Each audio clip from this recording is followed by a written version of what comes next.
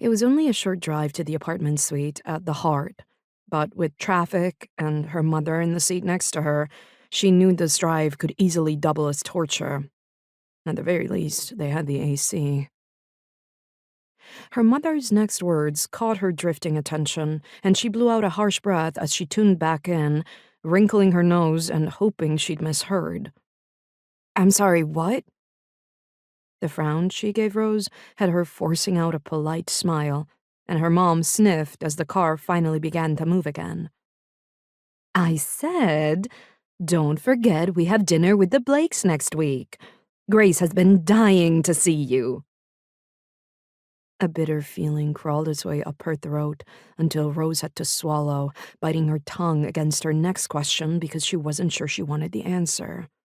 Back in town for barely any time at all, and her mother had already corralled her into dinner with the Blakes as well as this blind date.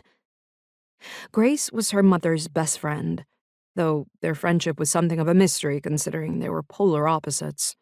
If it were just dinner with her, Rose wouldn't have minded too much. But her mother had said Blakes, as in plural. Combined with the fact that her mother was constantly trying to set her up, Rose had an unfortunate suspicion that she knew who else would be at that dinner. David. David Blake was charming, sexy, if the recent press photos she'd seen were to be believed, and stinking rich.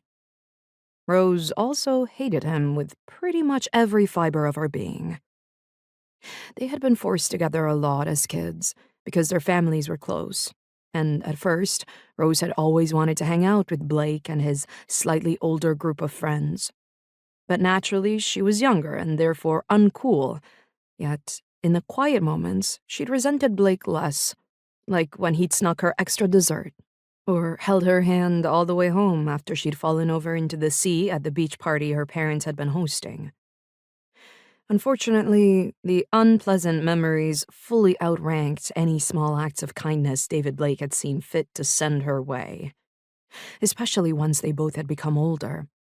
The dinners and parties and lunches and cocktail meetups had become unbearable, partially due to the fact that Blake had become handsome and knew it. And the rest was down to Rose's mother's unabashed hope that Rose and Blake might date. Of course, eventually Rose had simply begun to decline the invitations. It was for the best, really. Blake got under her skin in a way that made it hard for her to keep her mouth shut and her thoughts to herself. He seemed to make it his personal mission to annoy her whenever they saw each other. So far, she'd managed to successfully avoid him for about 5 years, which was no mean feat considering her mother's proclivity for setting them up.